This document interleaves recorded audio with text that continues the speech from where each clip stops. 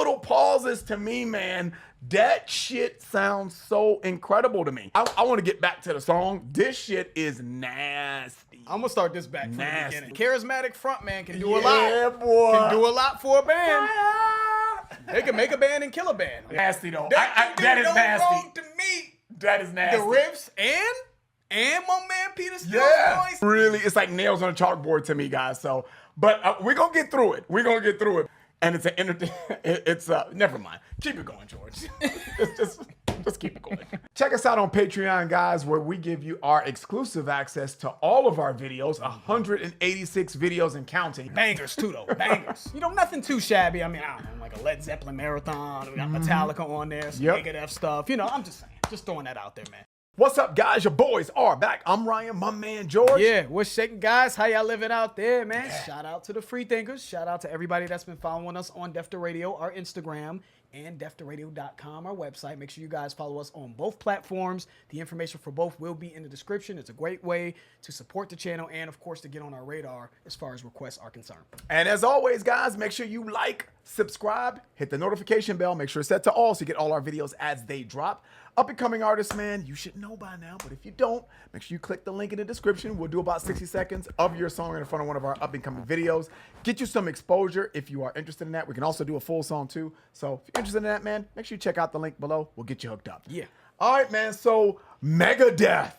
We are finally getting to the Rust in Peace album to finish it up. I know that has been a big request. We have seen multiple comments to get this done, and I know you guys have been patient. So George and I were like, you know what? Why not? So what have we done? We have done Tornado of Souls, Hangar 18, obviously Holy Wars, and 5 Magics. 5 Magics, yep. I think so.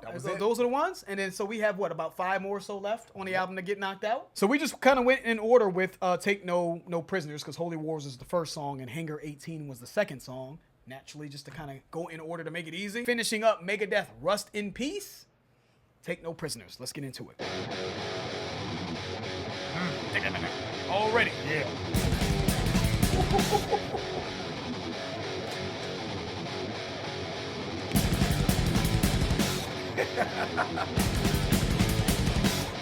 How hard is that to do, though? Yeah, I know. It sounds like that. I mean, it may be it's either very, very simple, and I'm just, you know, overreacting to that. But it's like, yeah, just stop. And I just think it's shit like that the real musicians are like, now we in the big leagues. Exactly. When we hit shit like that, now we up in the big leagues. Yeah, now we in the big leagues on, you know, on your Jefferson shit.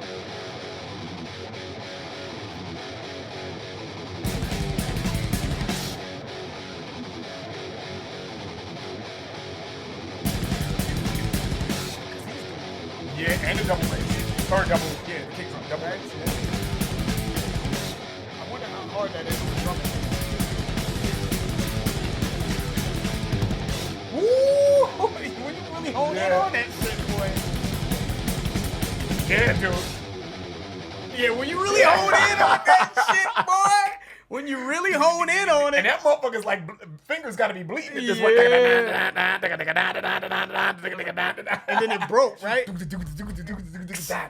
And then they stop. No reverberations. I don't know if that's the right term, but you don't hear any other sound come out. When they stop, it stops. Like so motherfuckers like, you know, I love when they do that and they catch the fucking cymbal and shit, you know? Because I can feel like people can be delayed coming in and out of that, or too soon, or whatever the case may be, coming in and out of those stops when it's so intense.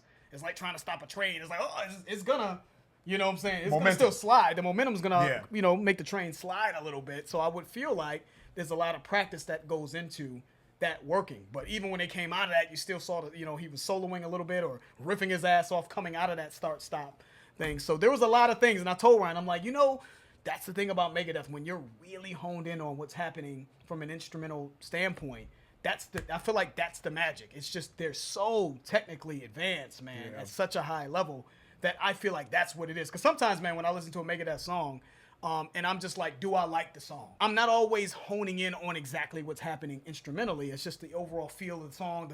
Dave's voice, is the chorus interesting? Is it catchy in any way? And I feel like I don't get the full appreciation for what makes this band great when I do that. Yeah. But I wanted to make sure that the effort is there. We're doing Rust in Peace. And we've liked some joints off of this one. Five Magics, Holy Wars is amazing. So I want to make sure, we ready. We ate our Wheaties for this.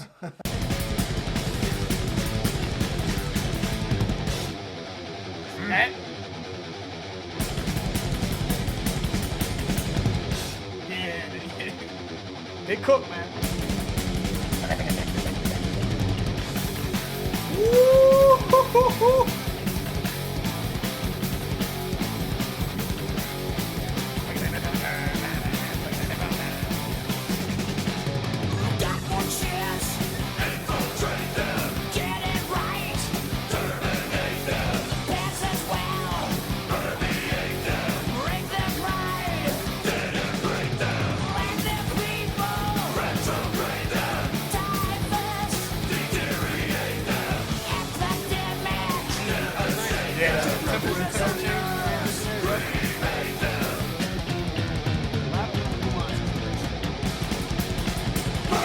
Yeah, they can.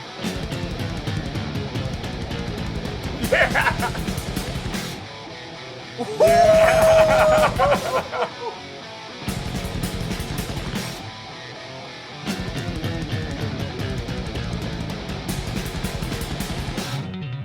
Yeah, these motherfuckers.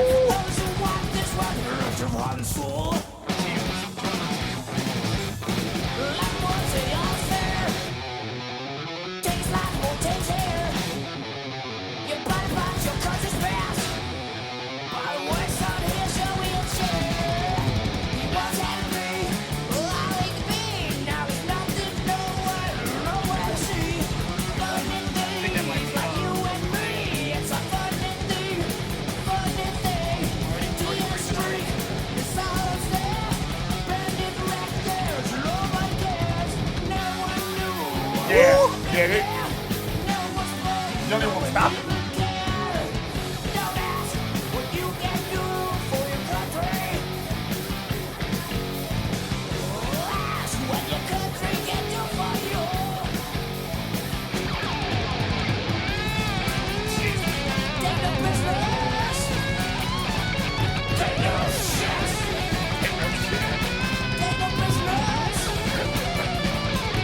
Yeah.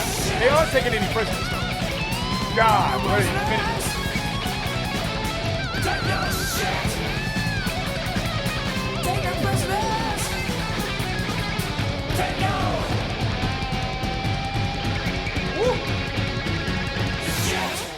Yeah. That was potent. That shit was potent. Shit. Woo-wee. Marty Friedman is and Dave, because I know obviously they're Dave. We know that Dave is a great guitarist in his own right, but I would, if I'm a betting man, I would think that Marty Friedman was the one that was carrying a lot of that guitar work. Guitar work, yeah. Marty Friedman is a monster, man. It's just the skill, the technicality of what he was doing, man. There were so many different riffs and tempo changes and transitions that were happening almost subtly. You know what I mean? That it was like, oh shit, and then going up and down the scale, while the drumming. Shout out to the drumming as well. Nick Menza on the drums. Bass work really got a lot of shine in this as well when the music paused and it was right with Dave Elson. Yep, Dave Elson on the drums as well. Everybody got crazy, man. I heard typical Dave on it, but it was just more of the music was just so overpowering. Yeah. When it comes to just skill and thrashing your head off. When it says "Take No Prisoners," I'm sure that they were talking about some other shit in this, but this is what this song sounded like to me. They weren't taking no prisoners, and they wanted to thrash your head off, man. This was like a gasoline-filled building, and someone lit a match. This shit was potent from Jump Street. When I say Jump Street, right at the beginning of the song, they took no prisoners, and they killed the song all the way through, man. Just the pure speed and transitions and the technical ability. You know, I was making a joke about the hitting the cymbal and catching it and stopping it at the beginning.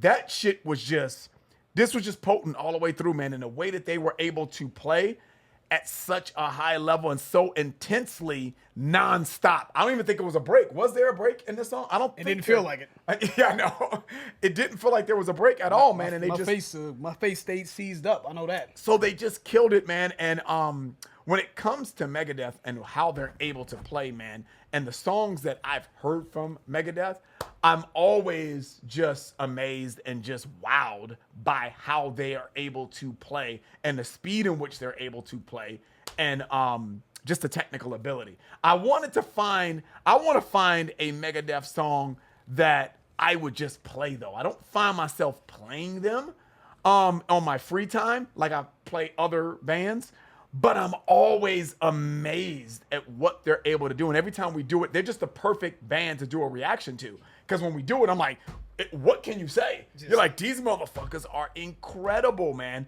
So again, this is a song that I probably don't know. I'm going to try to give it another spin because I did like it. I liked what they were able to do in it, but I just don't know if I could ever just, I just never been excited to play a Megadeth song. I just haven't on my free time. I love covering them on the channel because I know they're so great, and what I'm going to get, I know I'm going to get something special. So I love covering them when we do it on the channel, but I just want to find a song like, this is the one. I'm going to bang the fuck out of that.